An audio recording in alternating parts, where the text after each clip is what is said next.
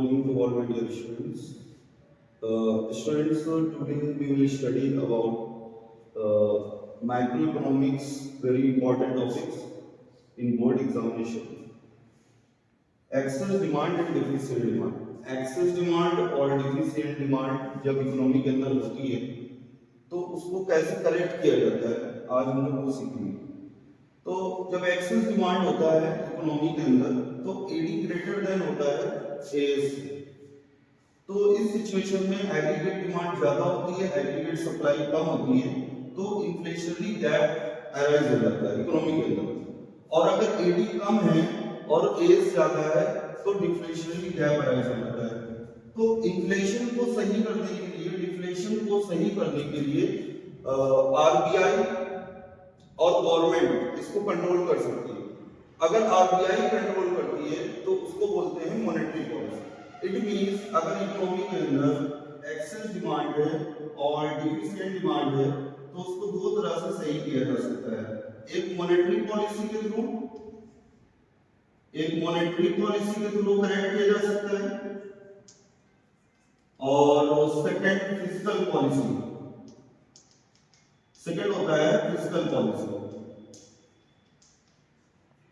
अब monetary policy के through कैसे एक्सेस डिमांड, डिफिशिएंट डिमांड को कंट्रोल किया जाता है, और मॉनेटरी पॉलिसी करता कौन है? मॉनेटरी पॉलिसी करता है आरबीआई और फिजिकल पॉलिसी गवर्नमेंट करती है। तो मॉनेटरी पॉलिसी में आरबीआई बैंक रेट के थ्रू, आप लोग बैंकिंग चैप्टर में पढ़ चुके हैं बैंक रेट के बारे में, बैंक रेट के थ्रू, रेपो रेट और reverse repo rate,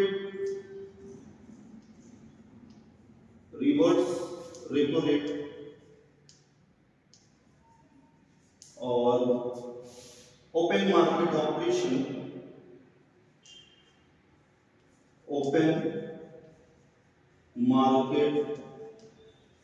operation,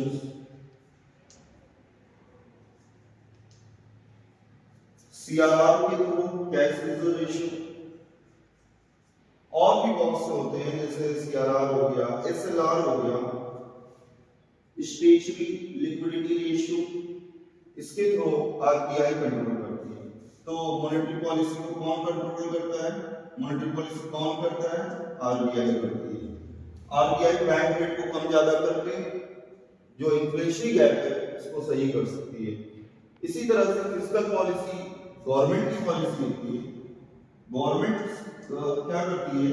government अपने एक्सपेंसेस वगैरह कम ज्यादा करती है। जैसे इसके अंदर दो चीजें आती हैं फिजिकल पॉलिसी में, गवर्नमेंट की स्पेंडिंग पॉलिसी, आती है, और गवर्नमेंट की टैक्सेशन पॉलिसी आती है।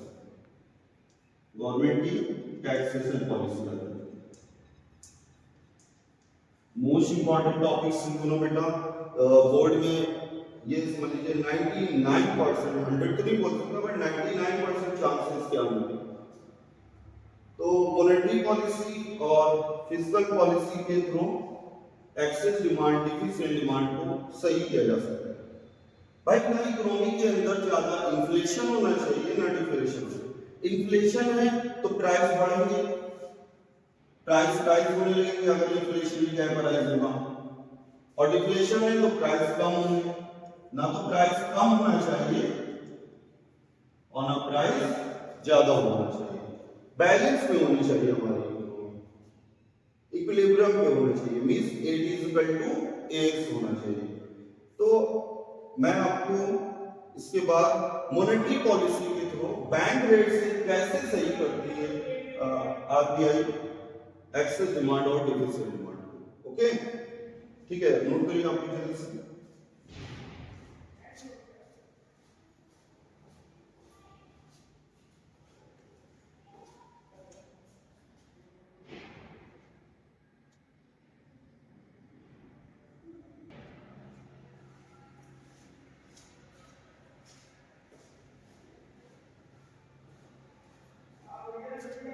ओके स्टूडेंट्स, कंप्लीटेड बेटा। अब नेक्स्ट आता है कि आरबीआई बैंक रेट के through excess demand deficit demand को कैसे कंट्रोल करती है। तो मैं बता रहा हूं, आप लोग ध्यान दीजिएगा। बैंक रेट होता क्या है भाई, आपको ये पता। वैसे ये बैंक रेट होता क्या है, इसकी मीनिंग, रेपो रेट की मीनिंग, ये आप प्रीवियस चैप्टर बैंकिंग चैप्टर में पढ़ चुके हैं। तो यहाँ तो सिर्फ आपको इतना पढ़ना है कि बैंक रेट के थ्रू, वैसे मैं आपको ऑलरेडी बता दे रहा हूँ बैंक रेट होता क्या है।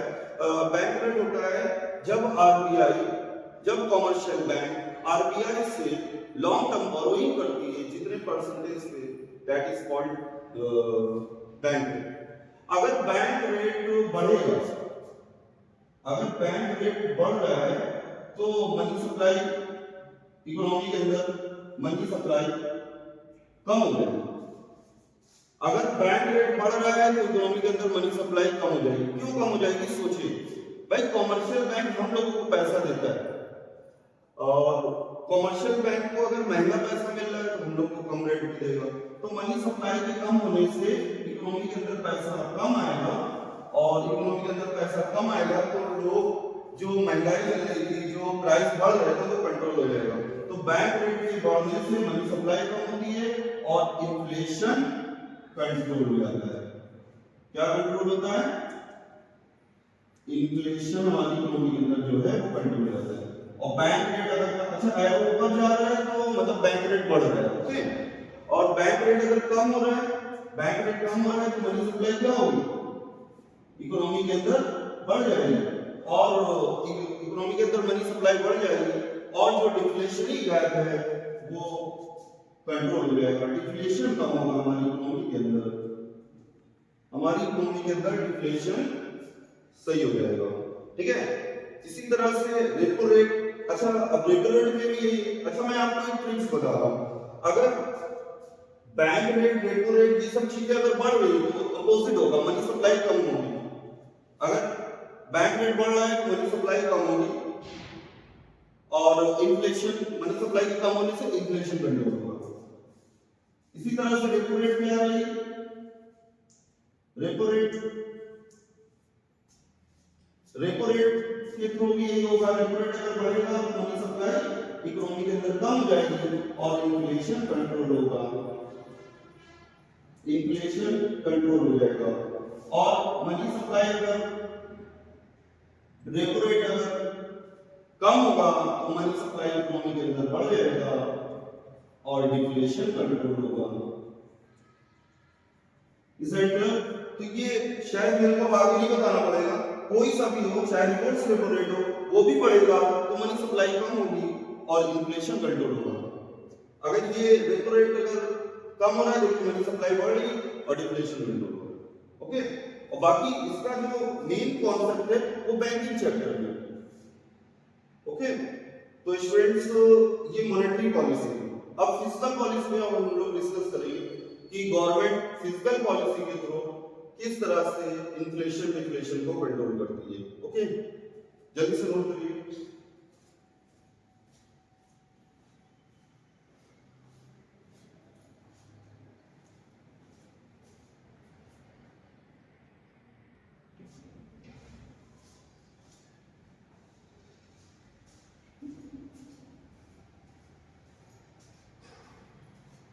Okay students, completed. अब बेटा देखिए, गवर्नमेंट फिस्कल पॉलिसी के थ्रू कैसे इन्फ्लेशन और डिफ्लेशन को कंट्रोल करती है। तो फिस्कल पॉलिसी में दो चीजें आती हैं, स्पेंडिंग पॉलिसी और taxation policy, okay. Spending policy मतलब जैसे गवर्नमेंट इन्फ्लेशन को कंट्रोल करना चाहती है तो गवर्नमेंट एक्सपेंडिचर को कम कर लेगी इकोनॉमी से। गवर्नमेंट पहली, फर्स्ट मैं आपको बता रहा हूँ spending policy. Spending policy, spending policy जैसे गवर्नमेंट अपने एक्सपेंडिचर को कम कर देगी, गवर्नमेंट अपने एक्सपेंडिचर को कम कर देगी तो मनी सप्लाई इकोनॉमी के अंदर कम हो जाएगा।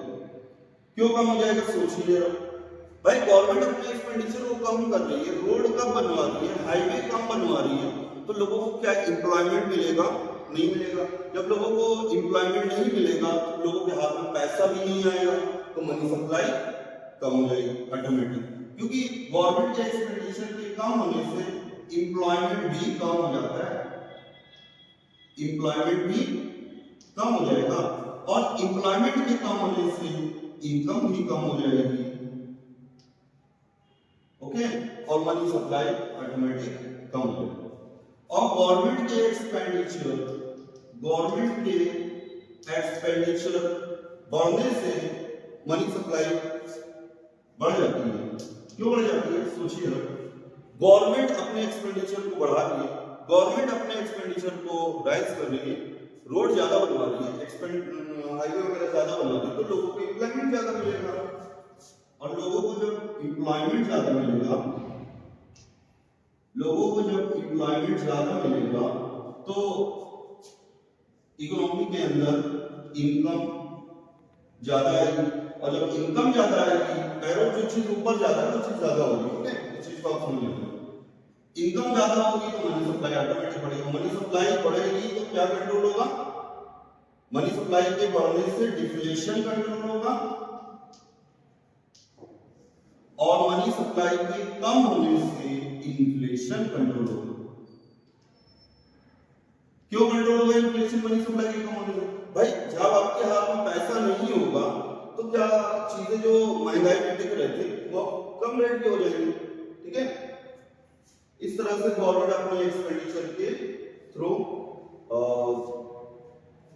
इन्फ्लेशन डिफ्लेशन को कंट्रोल कर सकती है। ऐसे गवर्नमेंट की टैक्सेशन पॉलिसी, गवर्नमेंट क्या करती है? अपने टैक्स को कम ज्यादा कर लेती है।